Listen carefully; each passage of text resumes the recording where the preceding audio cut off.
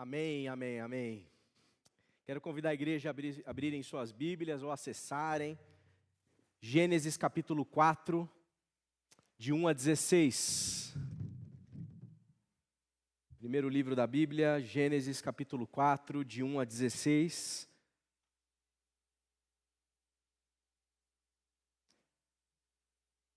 Adão e Eva já comeram do fruto, já receberam ali as suas punições por terem transgredido aquilo que o Senhor tinha dito. E a gente chega no capítulo 4, a partir do verso 1, em que diz o seguinte: Adão teve relações sexuais com Eva, ou em outras versões, conheceu, isso é importante.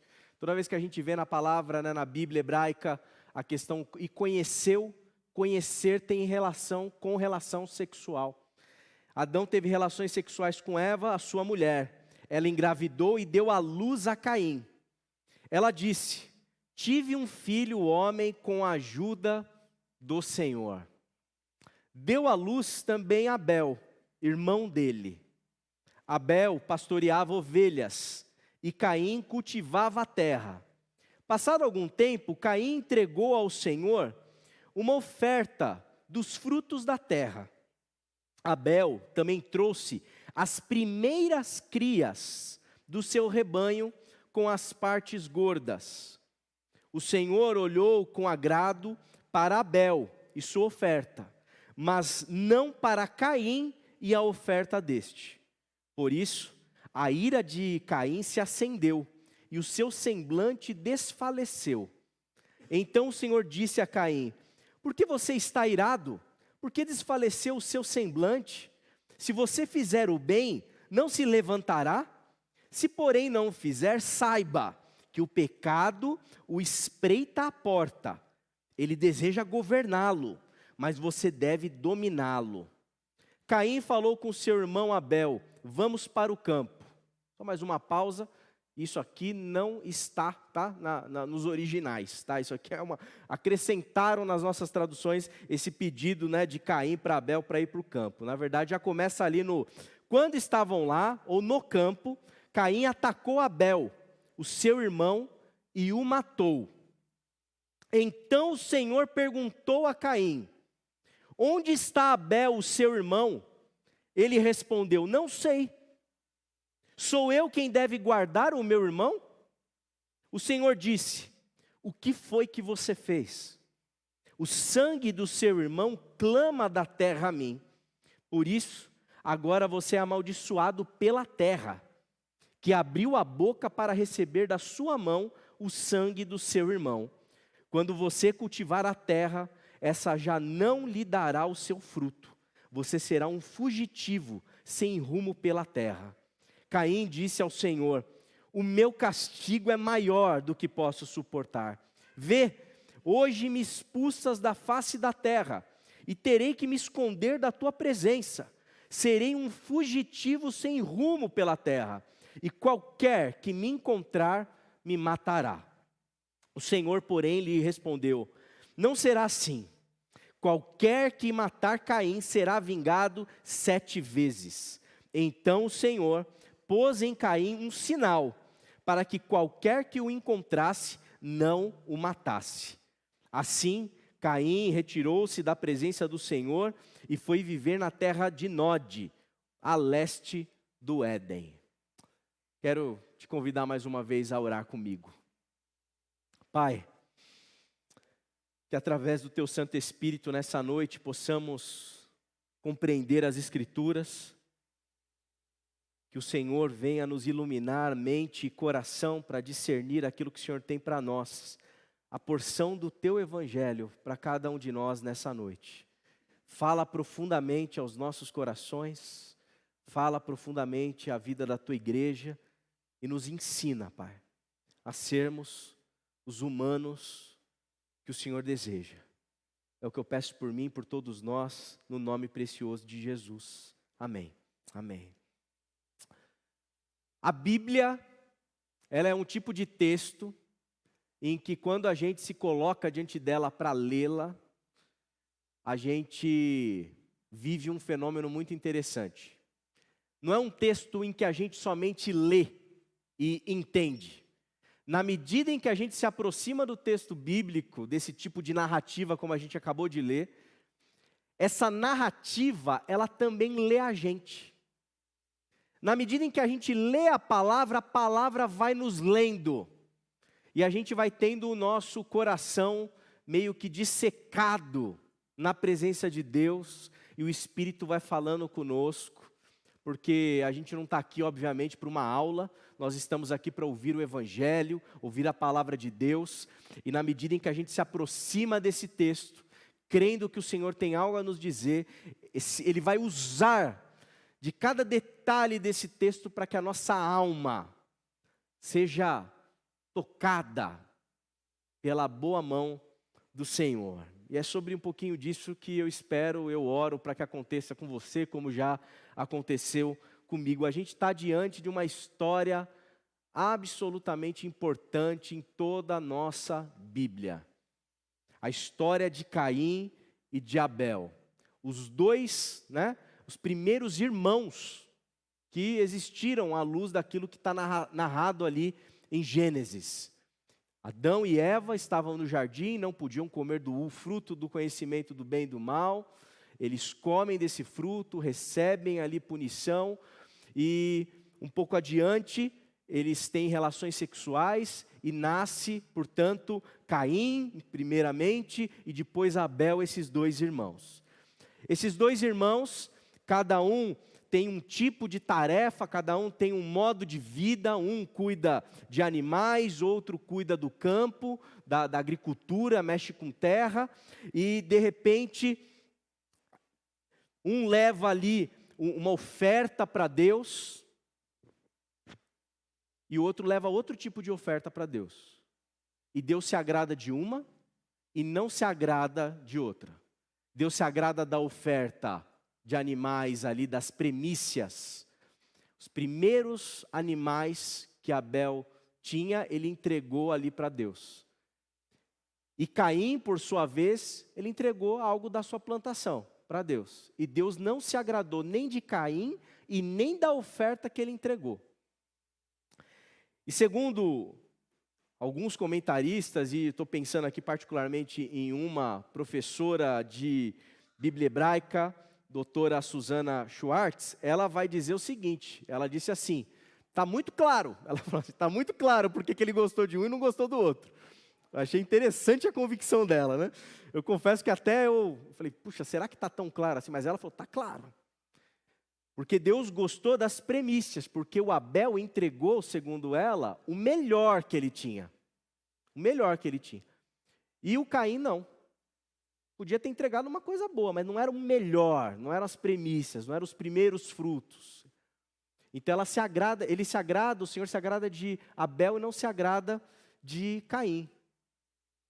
E isso tem relação com o quê? Com aquela regra nuclear do sistema de ofertas que a gente vai ver ao longo de toda a legislação bíblica.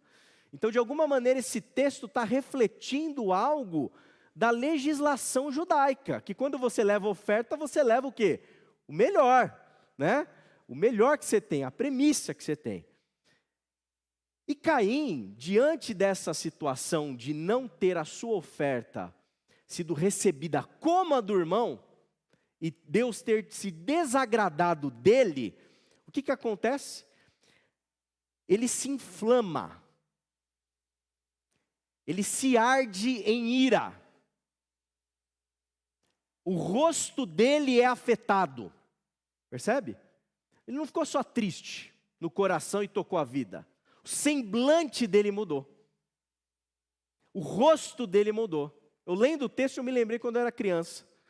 Chegava meu pai, estava na praia assim, né? Aí passava aquele pessoal vendendo pipa, vendendo aquele monte de bugiganga, né? Pai, eu quero aquilo ali, ó. Quero aquele... Você lembra daquele paraquedinhas? Viu um paraquedinhas ficava voando, né? Eu falei, pai, eu quero um paraquedinhas. Custava lá seus 15, 20 reais. Meu pai falou assim, não, muito caro, não vai ter não. O que acontecia comigo? Eu não ficava só triste interiormente, ia nadar, pegar um jacaré que era de graça. Ficava emburrado. Minha face, ela mudava. Acabava a praia, entrava no carro, voltava para casa bicudo. Meu pai olhando e falava, que bico é esse, André? Que bico é esse? Era por causa do negocinho que eu queria, que eu não tive. Caim, de alguma maneira, ele vivencia esse tipo de experiência, né? Com muito maior intensidade dentro dessa tradição, desse texto que a gente está lendo.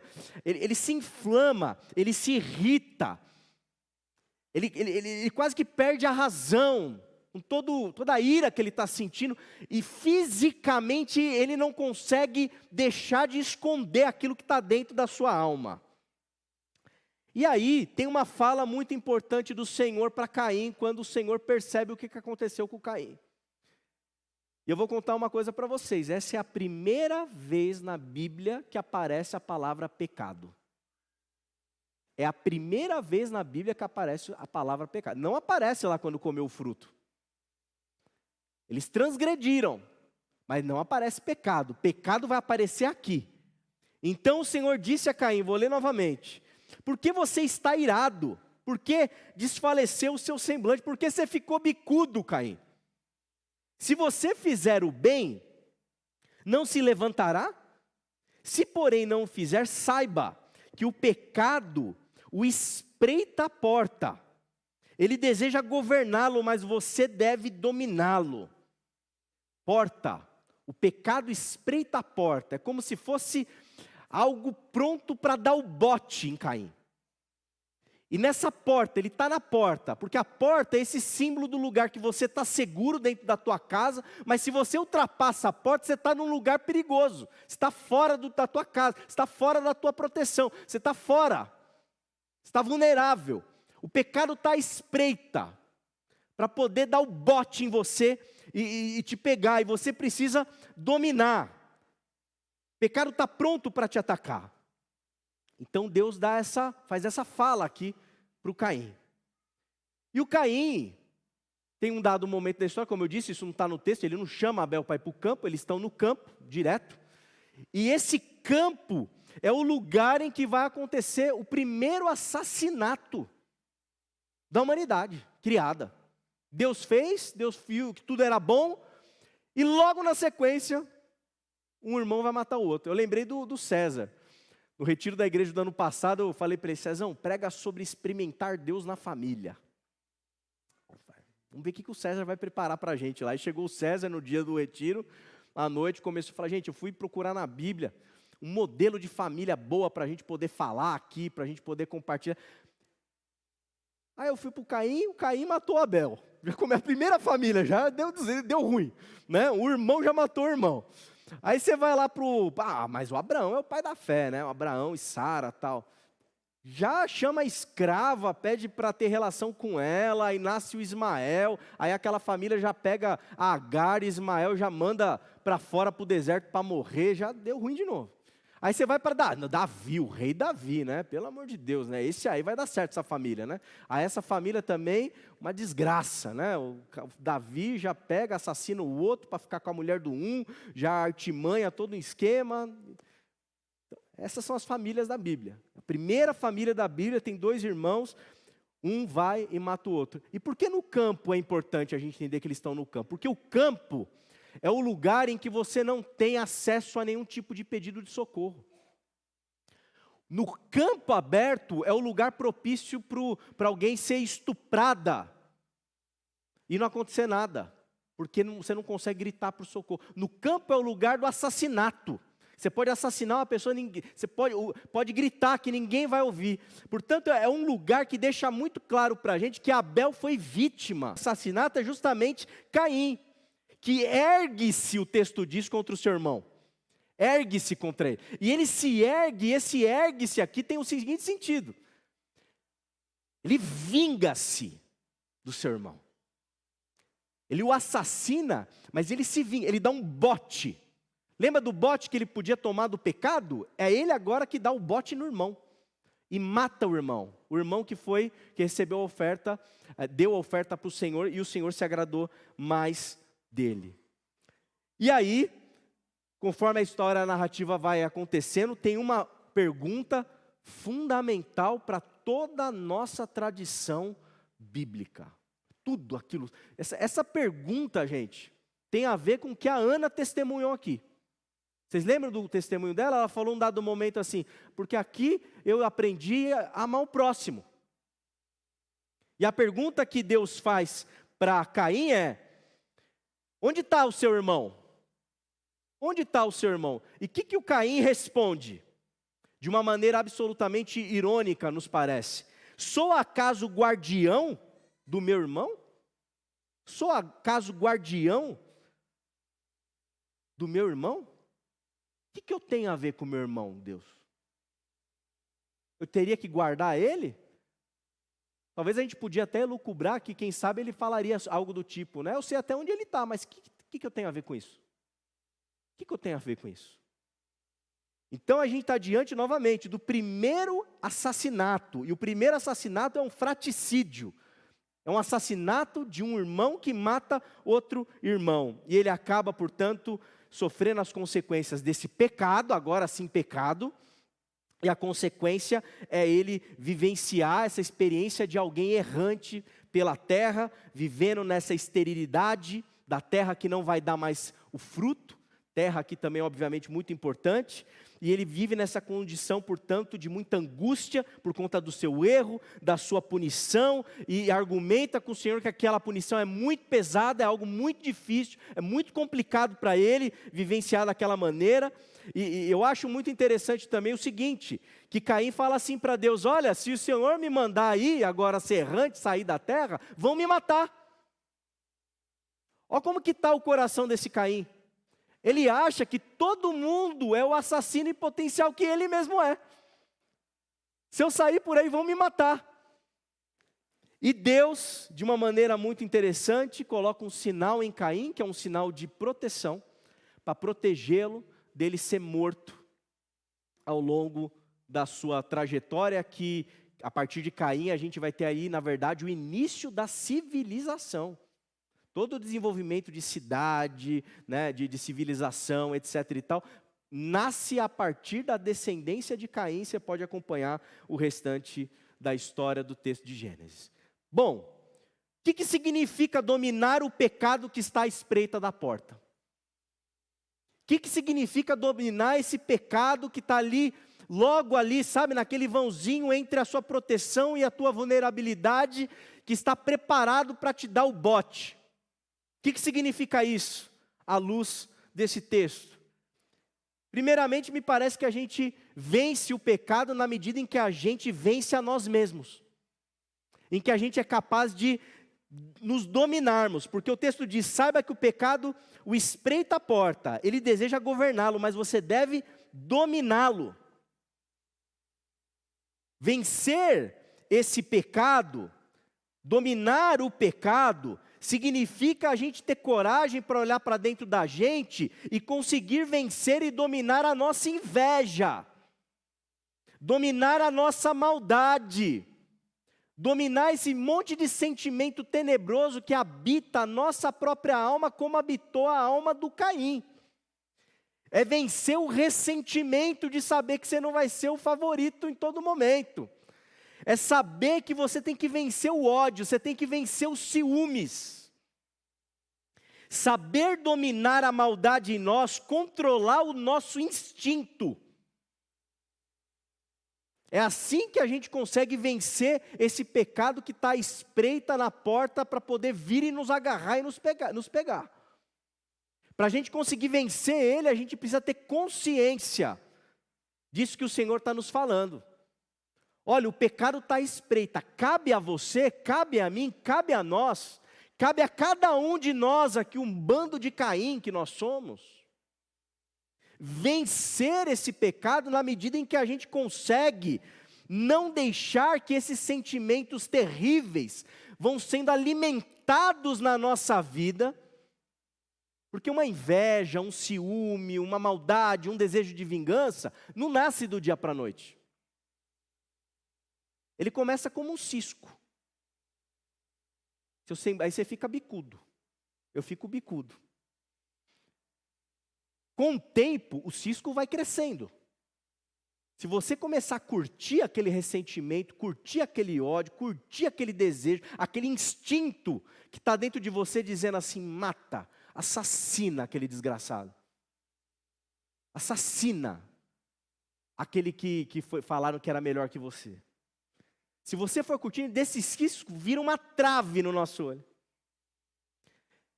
E toda a fraternidade possível entre nós fica comprometida.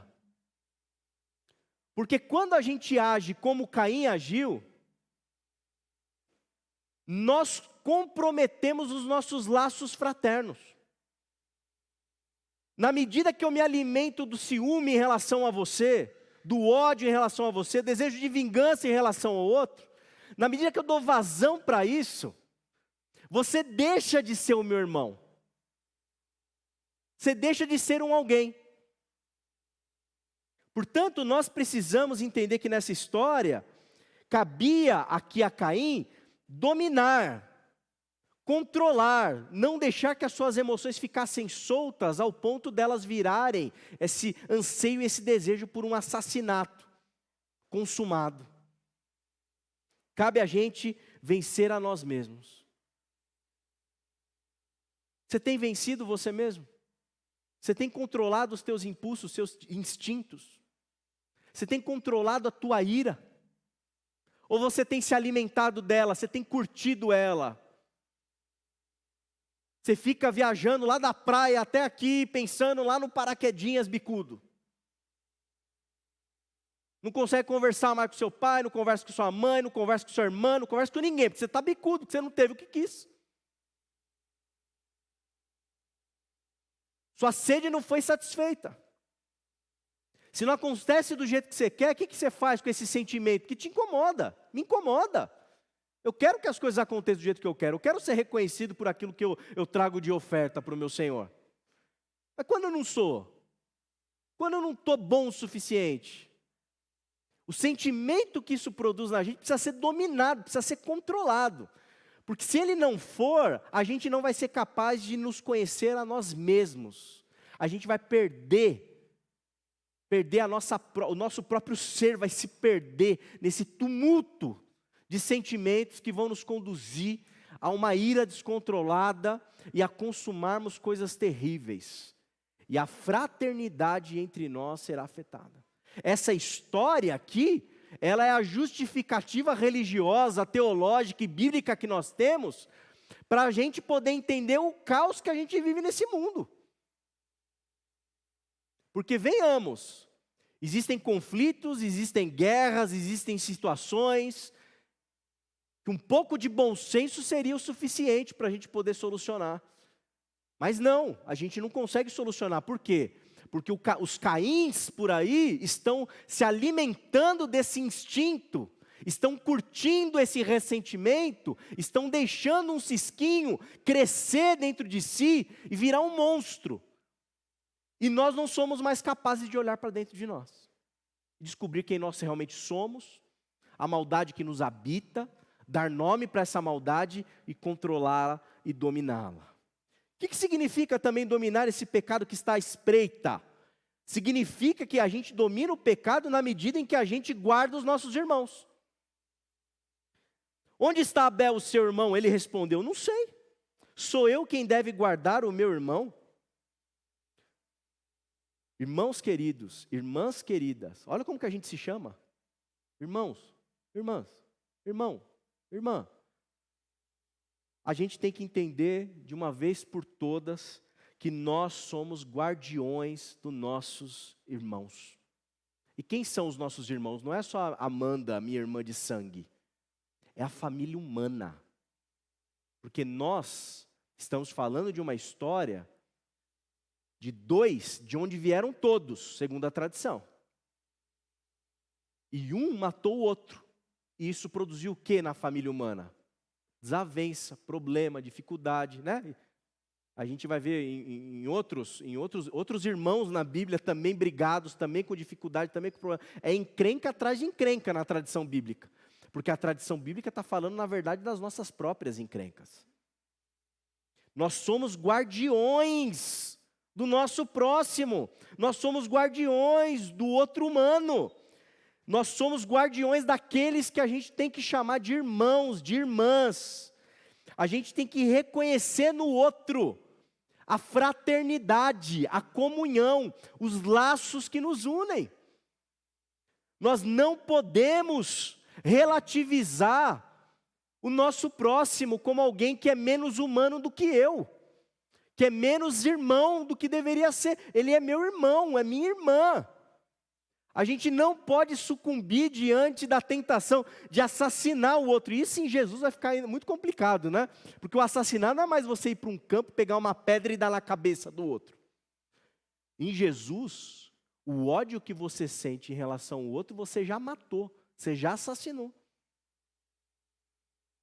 Nós não podemos sucumbir diante dessa tentação de nos esquecermos que nós só existimos porque nós temos irmãos e irmãs. A humanidade só caminha quando ela está junta. A gente tem que vencer esse individualismo que faz a gente olhar só para o nosso próprio umbigo. E entender de uma vez por todas que nós aqui somos irmãos e irmãs, mas para além daqui. Porque a igreja deveria ser um sinal para o mundo que nós não somos como Caim. A igreja devia ser o exemplo para o mundo que a fraternidade humana é possível.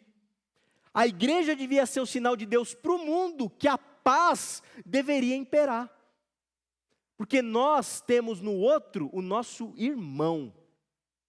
Então esse papo de sou eu guardião do meu irmão, não está escrito. Mas aquilo que o texto grita para a gente é Deus dizendo, você é o guardião sim do seu irmão. Você é o guardião do seu irmão. E olha o que você fez agora. Olha o que você fez agora. Você tem guardado o teu irmão? Quando você passa, quando você vive, quando você anda, quando você caminha, quando você pega transporte, quando você vai trabalhar, volta do trabalho, quando você vai para uma festa, quando você volta da festa, quando você vai para a família, quando você vem para a igreja, você tem enxergado as pessoas como o quê? Que tipo de sentido, de significado que o ser humano tem para você? Porque o texto está nos dizendo sobre a humanidade, Caim e Abel lá atrás. Você é guardião do seu irmão? Você tem que ser. Você tem que ser. O que significa dominar o pecado? Dominar o pecado envolve a gente entender que aquilo que Jesus nos ensinou de uma maneira tão clara e óbvia, tem que ser abraçado com a gente, com toda a nossa alma, com todo o nosso carinho, com todo o nosso amor. Ama a Deus de todo o teu coração e o teu próximo, como a ti mesmo. Por quê? Porque o teu próximo é o teu irmão. Talvez você vai sair daqui, você vai encontrar irmãos teus. Talvez como os que os irmãos vão encontrar aqui no domingo pela manhã, semana que vem. Com fome. Irmãos com frio. Irmãos desesperados. Porque eles não têm dinheiro para fechar as contas. E eles estão tomados, muitas das vezes, de vergonha. De pedir. Vergonha de se humilhar. Vergonha.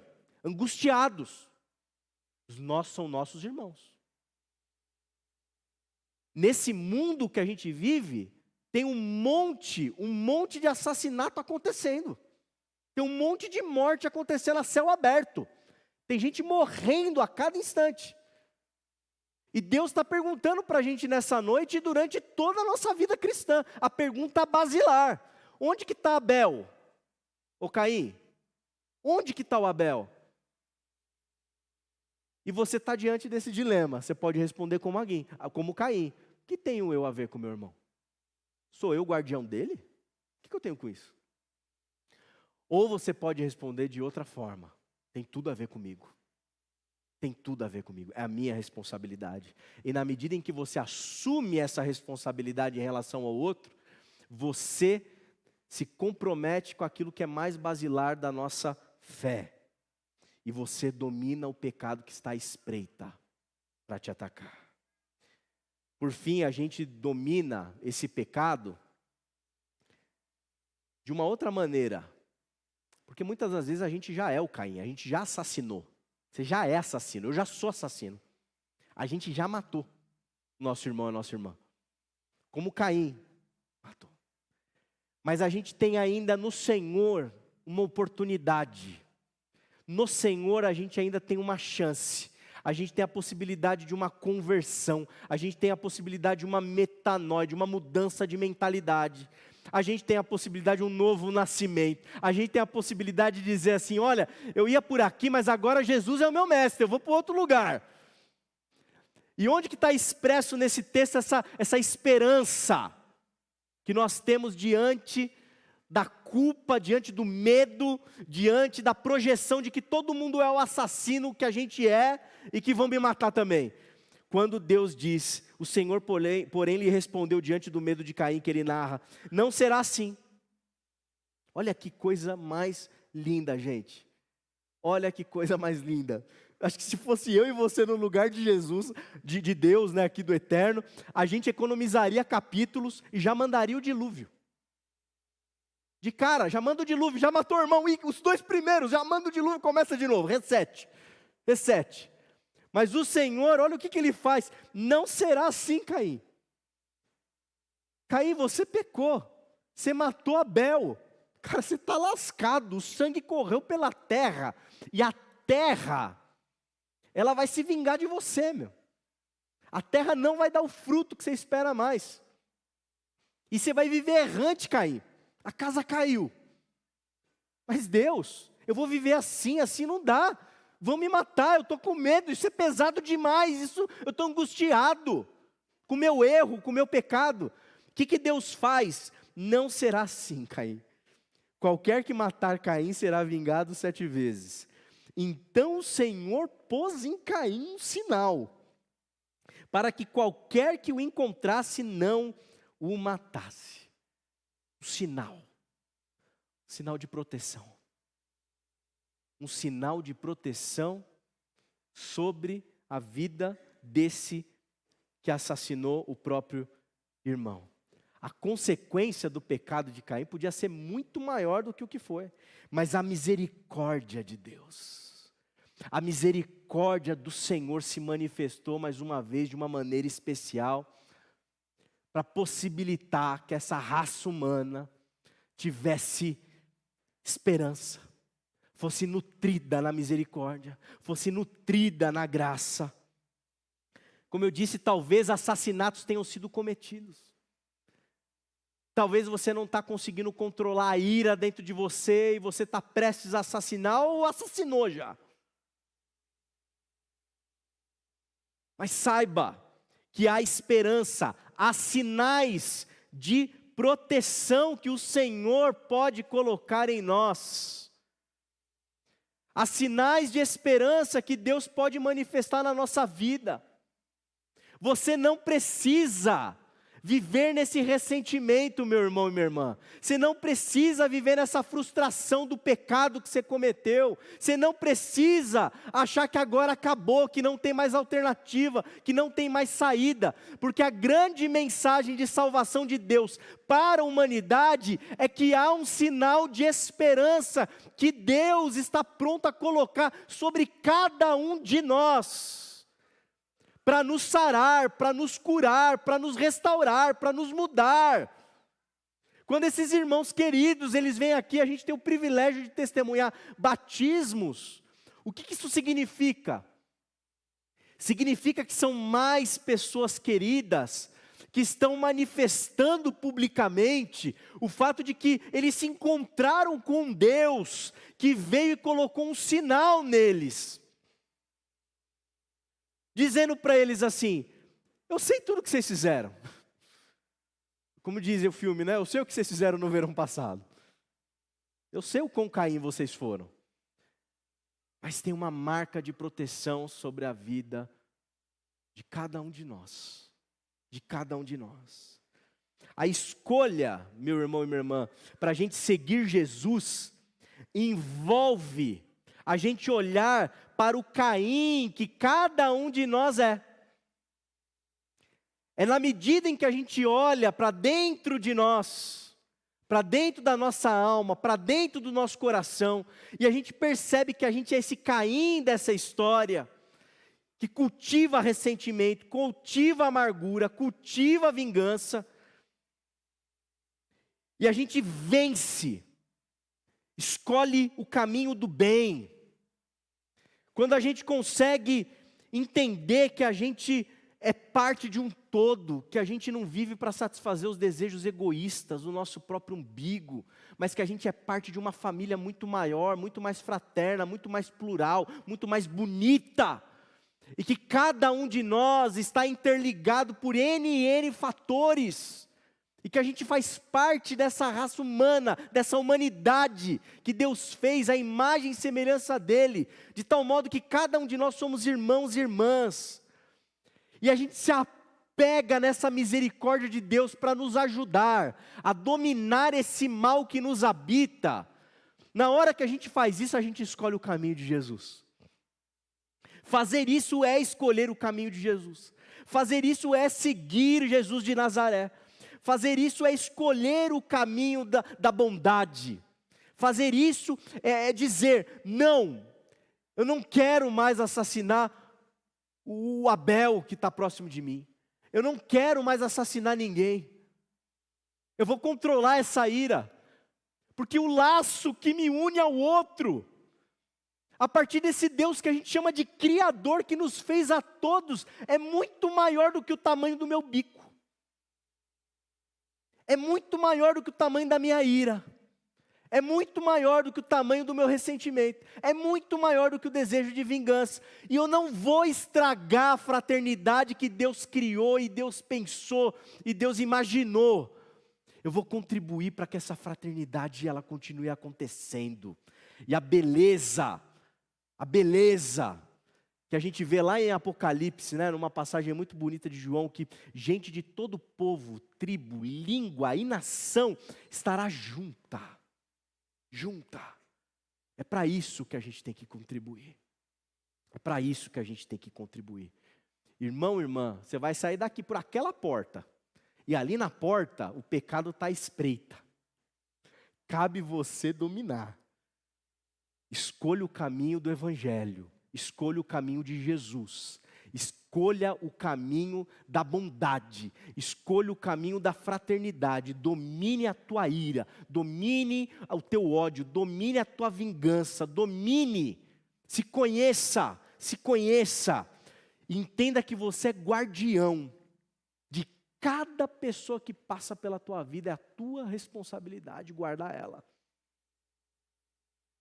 E se apegue a essa esperança que vai fazer você caminhar dia após dia, sabendo que o Senhor, Ele tem um novo começo para você, independente